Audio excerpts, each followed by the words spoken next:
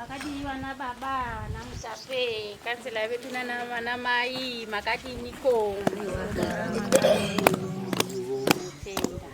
kana kutenda inasima uyapa no pamshapa mai simba riri zuva rokupedzisira chifara nokupemberera basa rakaitwa nemashemarienzi paino basa rose rakamirirwa naSister Sharon Manjera. Regai timbovapa chipo chokutenda mashemarienzi basa rose timbeta mururu nemheterwa.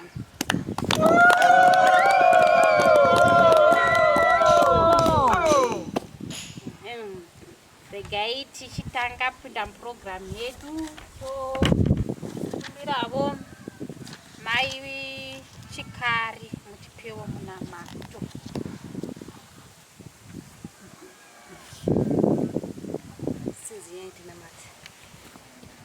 Mwari mazvita mangwana namutezi tinokutenda Ishe nekuti makanaka, Mwari wenherera, Mwari weshirikadzi, Mwari wevanotambura nevamwe vese Ishe vandisina kuona. Tinokutendai Jehovha mukati memusha uno. Dzasai mweya wenyu mutsvene mangwanani anotenzi, tisangane nemi baba pakutenda zvakaitika pamusha uno Ishe makanaka. Tichitenda masamarienzi Ishe makanaka, nemusikana murandakadzi Sisi Shero vari pakati pedu panapa. Ariwo Mwari Ishe makanaka wenzvimbo ino yeChipinge Jehovha akatumwa baba kubva kwaakabva Ishe makanaka nemasamarienzi kuti baba vazotinunura, vazobatsira vanotambura Jehovha dzere makore mazhinji okurarama. Awanikwa achinobatsira dzimweni nzvimbo dzisiri dzino Ishe makanaka pano asi apedza Jehovha makamufemera baba.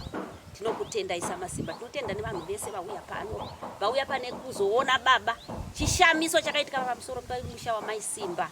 Tinokutenda ina namutape vese nakanzera wedu baba, tinomutenda nokuti baba ndiye mugashiri wevanhu vese vanobva kunze kwenyika Jehovha vanosvikira paari Ishe makanaka, makamupa chipo chikuru chinoremekedzwa. Tinotenda tenzi mazvita mangwananana nemadhemu manzungu vari pano baba, tinovatenda mazvita Jehovha. Tinotenda nemunamato. Regai ndikumbire baba Hlumbani vatipewo hlombe.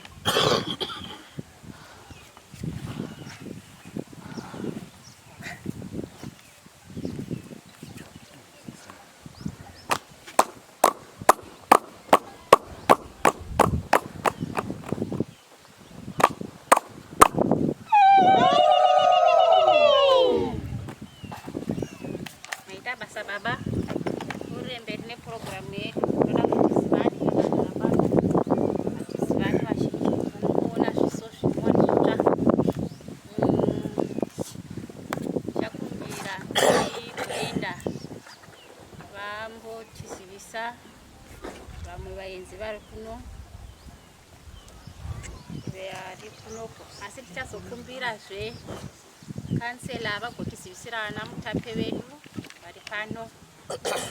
Saka mai Brenda munotizivisira vari kuno, kansela vachazotizivisira vana mutape.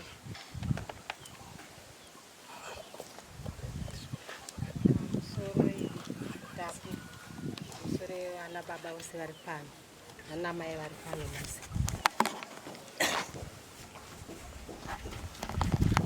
Panapa ndingade kutanga nekuzivisa mutape wedu.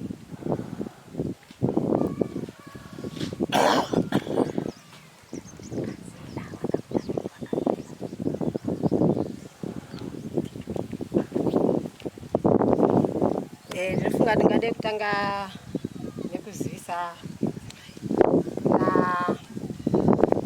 mai Manzungu vakagara apa, kuzouya Sisi Sharon vo vari apa, kuzouya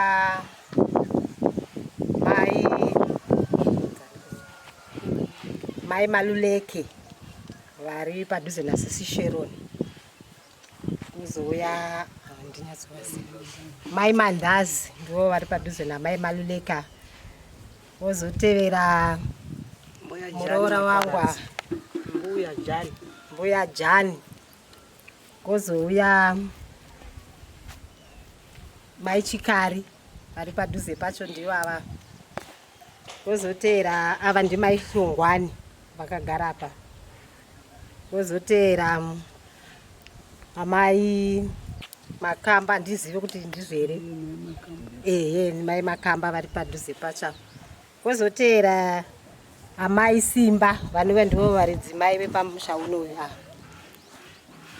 Kozouya vati ndivo mai Deruko vacho, mai Mucha. Kozoteera Mucha wacho uyu. Kozopedzesera ndini mai Simango, mai Mandeza naSisi Plaki. Maita basa mai Brenda nema introductions akanaka chaizvo. Pano tina kansela vedu nepaiwo kansela Njanjeni. Saka ndichakusumudzai baba mugotipawo introductions eutungamiriri huri pakati pedu. Mazita mai Manzungu. Mangwanani wana baba na wana mai. Tinotenda tasangana pano pamusha wa Matanga. Vana mutape vandaona vasvika pari zvino ndiwo mutape wenzvimbo. Tina mutape Farai vamunoona vakagara apo ndo varipo nemadhodha avo. Vavakagarisana navo ndi Hlongwani idhodha ravo. Vamunoona vari pano avo apo ndi Simango avo vakagara apo avo vaMandeza. Apa tasvika apa tinombotsunyira tichiti Ministry of Education. Masoko. Ndiya Masoko, Ministry of Education. Ndo zvavanyanya kuda ndi builder wedu munzvimbo muno. Vanotitira zvakanaka chaizvo. Vari papa vandi Hlongwani. Ndivo navavo vari papo avo. Kuzoita mukoma baba va Mbonzo. Iro zita kuti Mbonzo handiri dini. Handinyanyi kurifarira iro zita rero. Ndinode ravo chairo. Ndo randinonyanya kufarira iro rero. Anonzi baba Aitai. Saka mazvita ngechiitiko chino tichava nemashoko pamberi. Master of ceremony ndingandi kudzosere nguva mazvita. Mazvita kansela nema introductions taura ndofunga izvino tiri kuzivana. Regai ndisumudze guest wedu ane vaenzi vakauya navo munzvimbo ino vazhinji hativazivi. Sister Sharon ndokusira mukana uno. Pamusoro imadi henyu vatisingazivi vatitsika muzora nhasi totenda nekuuya kwamaita pano. Inini ndichangokwanisa kuintroduce vanhu vaviri. Uyo mukomana ari kupenda uyo tikambopenda naye zvakaroko. Saka isi tatungamira ndokuchibva tazomufonera kuti chitevera uye upende midhuri yapera kuvakwa. Saka ndo number 4 kubva pandiri graduate rezvozvo zvemidhuri yese yamunoona nekudesigna zvakare. Rasta vakanga vachimira nesuwo nemumwe wavo vaishanda navo ndo vanga vachimiramirewo kumabuildings. Atenda Maita na Sister Sharon. Regai tipfuurire mberi neprogram yedu. Takinda panguva dzekupa maspeech nekuda kwenguva nezvimwe zviri kumanyirwa. Tichasimudza vanhu vashomanene. Vamwe matinda kuona muchipofara. Saka pamashoko apa ndinoona kuti simba renyu ratopera mukufara nai.